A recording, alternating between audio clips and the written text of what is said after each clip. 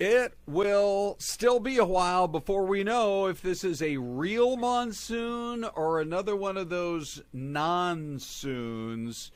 But the storms and the flooding, would you take a look at the picture right there on your screen?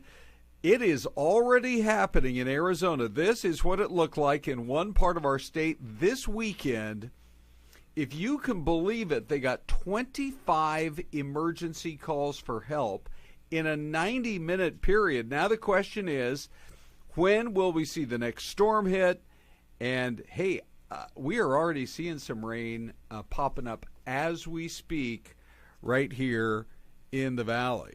So good morning, everybody. I'm Ron Hoon, and this is Fox 10 Talks. We call it the show after the show because we wrap things up at 10 a.m. on TV, but then we have a whole nother half hour to really kind of dig into the most interesting stories of the day, including the shocking story of the woman who had the bad luck to get a flat tire on a hot day last week, and within hours she was dead. I mean, it's shocking, but it's a warning for all of us. What we've learned happened to her.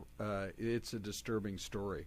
And now, after something that happened this weekend, people are starting to raise the question, could that devastating fire that took so many people's homes, destroyed them over in New Mexico, could it have been arson? We have some new information there. Also, what do you set your temp at night to try to get a good sleep? I actually have been online asking people that question. But no matter what you say the number is, it might not be good enough for the government for its new guideline. So we got that coming up as well. And one more thing, do not mess with these two Amazon drivers. I love this story. And some creep picked the wrong two guys to mess with, that's for sure. So let's get right into it this morning. We've got a half hour of original programming for you right here on fox10phoenix.com, on the Fox local app. You can watch us live on those platforms. And then on YouTube, you can catch all day long or even the next day more of our coverage here on Fox 10 Talks. So let's talk about, we had flooding in southern Arizona this weekend. It came roaring in Tucson, and I saw this picture of this guy, and I thought, it's one thing. First of all, that's too much water. Don't even try, like we said on the air, I don't know, a half a dozen times today. Turn around, don't drown. But, you got to be worried about damage to your car, for starters. And, I mean, maybe if you had like a Hummer, or some more, I don't know, like an SUV, you'd have a better crack at it. From the video I saw in Tucson, I believe this guy made it across, but it's so easy, the further you get out, and you get kind of stubborn, to be in a situation where the next thing you know, your car is floating away and you have completely lost control. So that's one picture. Let me show you the next from what they were dealing with in Tucson this weekend. So basically you're looking at a city street there where somebody's just trying to get across the street. You have low-lying areas. This is just a caution to every one of us here of 5 million of us who live right here in the Phoenix metro area. Tucson, they're up against the Catalina Mountains, which stretch up there. I mean, it is a beautiful backdrop for the city of Tucson. And they do seem to get their storms a little earlier than we do in the midst of the monsoon. But man, I'm telling you, they got 2 inches of rain in less than 2 hours. And so they had a bunch of streets that were flooded. Sadly, we've now learned that one woman was killed in the Rajito River when it crosses right there, I believe, at about Swan Road. So it crosses underneath Swan, and Tucson Fire and Police, look, they got 25 emergency calls. They are doing everything they can to try to deal with emergency situations that people were dealing with all over the city. And frankly, in some cases, and in many cases, people are responsible for putting themselves in danger. Not in all situations, but certainly in some. So this particular woman, from what I understand, both Tucson police and fire were out there. They did attempt to do a rescue. It did not work out. They implemented life-saving measures, and unfortunately, this woman died. So as we all kind of settle in for what is looking like it's going to be a, right now, maybe a little bit of a promising monsoon, we can tell you this. Just start prepping for it now, and hopefully you will avoid any kind of major problems this morning. So this is what it looks like right now on radar here across Arizona. So let me just show it to you so you get a pretty good feel for what's happening. And you can see we've got some activity. I see Gila County. So, you know, if you just go a little bit to the kind of upper right of Phoenix, you're right there along the rim. That's that area. I've memorized this map so well. That's that area right along the Mogollon Rim where you leave Payson and you start to go up to, say, Pine and Strawberry, and it's a beautiful drive. I mean, you go right up to the top of the rim. You're up there above 8,000 feet, but they're getting some moisture right up in that area. And then if you go further to our east, so that's a little bit to the northeast, if you go further to our east, you can see some of that activity going on in the area, kind of outside of the Globe, Miami area. And you can see there's plenty of weather activity going on there as well. And then it actually, literally, you know what? The more I look at that, I think that's a little further more towards, say, the Gila Valley, Safford, Thatcher, that kind of area, because it's blowing right across Greenlee County. That's that sort of tall, skinny county there to the right. You have Phoenix in Maricopa County, and then right where the X is on Phoenix, that's Pinal County. To the upper right of that is Gila County, but to the immediate right, then you're in Graham County, out there in Safford and Thatcher and Pima, San Carlos, and those areas, really a beautiful part of the state, but they get plenty of monsoon activity. They have Mount Graham, which is above 10,000 feet. And then you're going over to Clifton and Morenci, and all the way up into Alpine. So you can see some of those weather systems are generating here in Arizona and then are actually moving across and into New Mexico. So it's one of those situations, and we got to keep an eye on it. That is for sure. So we'll watch it for you. We'll watch as closely as we possibly can, but we need to be ready right now. You know, a lot of people who are skeptical, who've lived here a long time, they talk about the heat island. I'm going to show you a live picture of what it looks like out here right now. But first we have to welcome Desiree into the podcasting studio. Come on in, Des. Hi, good morning. Great to have you here. I was just showing everybody the weather map. By the way, we have cool new lighting, which now it's blue. But we can change it on an everyday basis. So if we're not feeling blue on a blue Monday, you know, we want like a sunny, bright yellow. But who wants sunny and bright right now? We want cloudy and cold. Yeah, with no humidity. Right? Yeah. For sure. Okay. Des, you've been busy today. You do 4:30 to 7 with me and Anita, and then 7 to 10 with Troy. Yeah, all week. Yeah, while Celeste is enjoying some time off. Yeah? And yeah. Good for you. We're all doing double duty. Yeah, from, no you know, kidding. every now and then. Okay. It's so, good. Let's just show everybody here. Here's a shot right now. We do have some clouds. I'm trying to remember. Are these cumulus? I guess these would be more cumulus clouds. Maybe those are cirrus up above the city. But that's a great view. I will just say one thing. When we get to the monsoon time of year, all it takes is a little bit of wind, a little bit of rain, and it clears out the sky. That is a beautiful look at Phoenix from Piestewa straight over to Camelback. Yeah, that's nice. Isn't that great? Glad to see the clouds are lifting because that, yeah.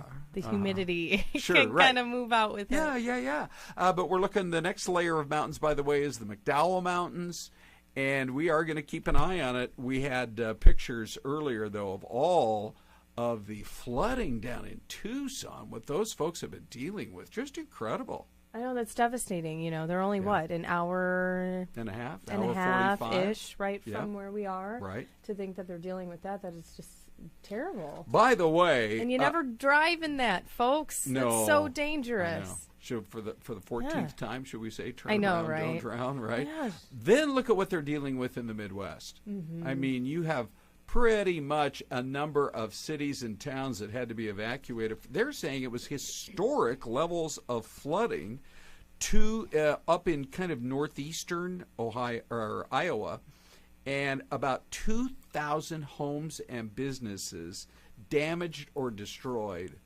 from this flooding. Here's what the governor said, Kim Reynolds. Did I ever tell you I went on an actual tour of the state capitol in Iowa? Wait, is this the one you've talked about that's like really beautiful? Yes. It's got 5 domes. Wow. It's got the gold, the who big would gold think dome, right? Iowa. Iowa. Yeah. Wow. So, it's a beautiful capital, that's for sure. And funny enough, when I was going on this tour, we walked right past the governor's office, and the governor was in there. Did you get to say hi? No. Oh, okay. I mean, we sort of saw her from a distance. Oh. But anyway, if you're ever in Des Moines... Well, that's pretty cool. They had the door open. Yeah, I know. So the thing is, boy, my heart breaks for the people in Iowa. If you live in the Midwest, you just never know. I mean, it's so flat out in that part of the country, and these weather systems can generate, and the next thing you know, you're dealing with some pretty bad flooding. And flood damage, I would never want to have to clean up after flooding. Oh, I mean, it's just water. It's just so messy. It's so dirty.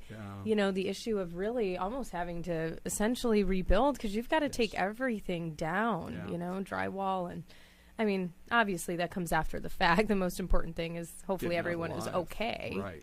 Yeah. I'll tell you, Des, when it really hit me, which is many years ago, my mom calls me and she says, hey, we're getting a group of friends from church who are going to go down to, after Katrina, who are going to go down to a town called Bay St. Louis, Mississippi. So far enough away from New Orleans, but they got such a storm surge there. And I remember interviewing this couple, and it was close to 2 years. It was about 18 months after Katrina had hit. Mm-hmm. And here's a house many, many blocks inland. But the storm surge was so bad, if you can believe this, the guy was describing to me how he and his wife were swimming out of their kitchen. It was like an 8-foot ceiling, and they had maybe a foot to go to get out before it would have been all the way to the top, and they probably would have drowned. They're swimming to get out of their kitchen. And then to think about that too, you're in muddy, dirty waters,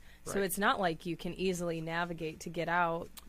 At that point, if they hadn't gotten lucky enough to just make it. Yeah. So anyhow, we have flooding issues in Arizona. You just don't know where you're going to get hit. We have seen times when our streets and our freeways are basically flooded out.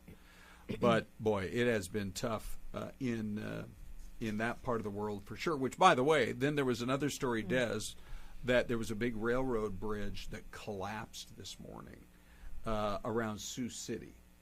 So that's going to shut down railroad operations for they're crippled for quite some time. Yeah, it's really been a problem, that's for sure. Okay, some of the stories that we have coming up in the next 15 minutes, we'd like to take a quick break. This is, to me, I just cannot believe we're going to have to report on this, but it's starting to look like that fire in New Mexico was arson. Can you believe that? Well, yes, but how devastating. Yes, right. Yeah. I mean, all these people lost their homes. It's just so awful. And then some of the other stories we're talking about. My favorite story of the day is don't mess with 2 Amazon drivers. Don't ever mess with an Amazon driver. Don't try to steal his van, that's for sure. But one dude picked the exact wrong 2 guys. So that's all coming up after we take a quick break. Des, I'm just thinking if we had a lake about that size right here in the valley, Can you imagine how thronged it would be with people on a hot summer Oh, day? we'd cover every inch of it. It's too hot here. We couldn't leave any of that water wasted. I know. There'd be nobody left to work. Everybody would want to go to the lake, that's for sure. We welcome you back to more of the show after the show. I'm Ron Hoon, Desiree Fluellen joining today. Des, it's always so great having you in. Oh, thanks for having me. Yeah. It's always fun. We got this little podcast studio going. Here's the wide view Hey, right I there. am Ian from Cookville, And Tennessee, and I'd like to ask we a are question. on every morning does it for feel you like right during after a the rocket morning show launch? ends. And you can watch us live at fox10phoenix.com and on the Fox A local rocket app. launch And then is you can very check it out later difficult in the to day describe. on YouTube, and while you're there, wow. please be sure It is to pushed back because subscribe. you're laying on your Desiree, back as you this launch. story, You're this pushed back, heartbreaking and the story spacecraft of what this is family rumbling. is You can dealing feel with the engines roar, in, and there's different sequences and the, stages where west part of the parts of the valley. propellant is spent, just so parts of the so rocket will leave sad, and go but it go happened on away, and South you fill all of that Cotton in the Lane. jar. In Avondale, I believe we flew the Skyfox drone right over that area so people could have an idea. There was a lady named Angela Dwight who got a flat tire, there's Angela, while driving home from work. And her kids said she didn't have a spare, and her car didn't have working AC, so she decided to walk all the way home. And they didn't hear from her. She didn't get home. Finally, later in the day, they called 911, and they went back out, and that's when the sad discovery was made. In fact, her body wasn't found until the next morning. Oh, So gosh. that part I'm still trying to piece together because, first of all, I think that if you're in an emergency situation like this, you got to go find air conditioning, you got to go find water. I don't know. Use your phone. exactly. It's so Right. much is unclear. Did she have a phone? Was she able to call Right. 911? You know, Yeah. it just seems devastating. Did she try to hitch a ride? And Right. you know, and maybe nobody was willing to help. This 'cause- part, we're not clear, but, I mean, look, we've all had flat tires, and we've all had them in the summertime, and you do have to just be so cautious. It's an interesting phenomenon where it really does seem to me that it seems like when the weather gets worse, it's when you have more car problems. Cars yeah. overheat. Yep. And you have to deal with it. Yeah. Last weekend I was on the highway and I had all the kids in the car Okay. and I blew out a tire.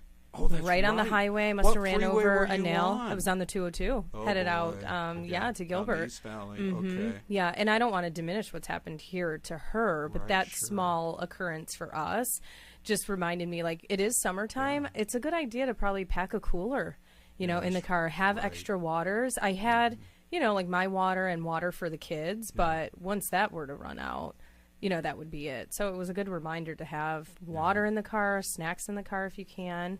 But yeah, having no AC in the vehicle, that made it difficult for her to stay with the vehicle. Right. The part I that's still just so can't tough. quite figure out is why her body was not discovered until the next day. So Yeah. somehow she must have been not right along the side of the road. There's still a lot to learn here, but the bottom line is it's heartbreaking for that family. That they've Absolutely. lost She their left mother. children behind. And our hearts go out to them, and it's a warning for all of us to be ready in these extreme temps. I believe on that particular day the temp was 112. We're going to go to New Mexico because this latest development it's maybe, I don't know, so many fires are human caused, and it looks like this one is as well. We get word out of the FBI that agents are offering a $10,000 reward, and don't be surprised if that gets bumped up. Both fires in New Mexico started last week. 25,000 acres burned, 1,400 buildings, a lot of them people's homes. And the agency came out on Saturday. So here we are on Monday. That's why it's, this is one of the reasons we do Fox 10 Talks. We can dig into it more, especially people maybe don't catch all the news on the weekend. You're busy with other stuff. But they came out on Saturday and said they now need the public's help to identify the cause of the fires around Ruidoso and pointedly suggested that it was a human cause, saying the reward that's already being offered is for the arrest and conviction of the person or persons responsible for starting the fires. That seems pretty definitive, doesn't it? Yeah. absolutely. Yeah. So they know how it was started. Yeah. That's sad. Yeah. All right. So they have had a little bit of rain. That's been good. Frequently, New Mexico gets the rain and the storms before we do. So that's helped. They got 1,000 firefighters on this thing. And it doesn't feel like it's grown over the last few days. They're still stuck in that area of around 25,000. But And we have crews from Arizona that are there. Yeah, they we just do. left Friday. Right. You know? And we so appreciate these firefighting crews that leave here, because so far we've managed to dodge most bullets when it comes to a massive, like 10 or 20,000 acre fire in Right. Arizona. These guys are willing to put their lives on the line, so good for them. By the way, I did see an estimate right now that full containment on that fire probably not come until July. Wow. So those are going to be some stories that we are going to be talking about. But right now, let's go to the question this morning. The question of the day: what do you set your temperature at? And why is the government telling you to set it when you go to sleep at 82? Boy, that seems kind of sweaty. I couldn't do it. I don't think I I couldn't could do it. either. Mm-mm. Yeah. 82 is way too warm. So. And if I tell you what I set it at during the day, you'd be shocked. Oh yeah. What is it? 70. Well, you got kids. I don't like to be hot. And you're busy running around. Yeah. So the report came out. Department of Energy says 78 is optimal comfort. If you're leaving the house, put it to 85. Oh, When my. you go to sleep, set it to 82. But let me just tell you, Des, I went on to my X page this morning. I'm finally getting out of the habit of calling it Twitter.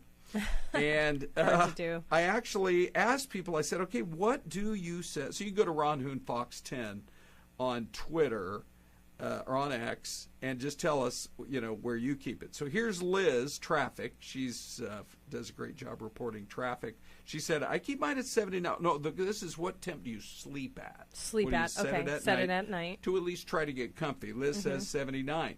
George Martinez, one of our very loyal viewers here on Fox 10 and Fox 10 Talks and online, he says, I keep it at 73 all day. Okay. You know? Reasonable. Because I can do that.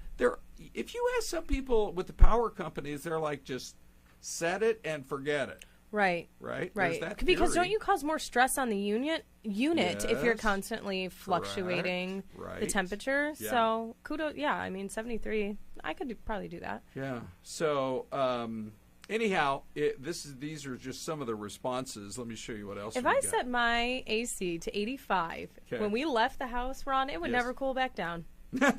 No, I No, know. it It'd wouldn't. be struggling for hours.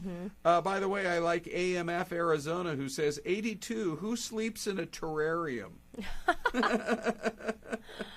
I keep mine at 72. Mike Walters hopped on and said, just LOL, no. Yeah. Right? I'm with you. Although here's George Follier, who says, I do keep mine at 82 degrees at night.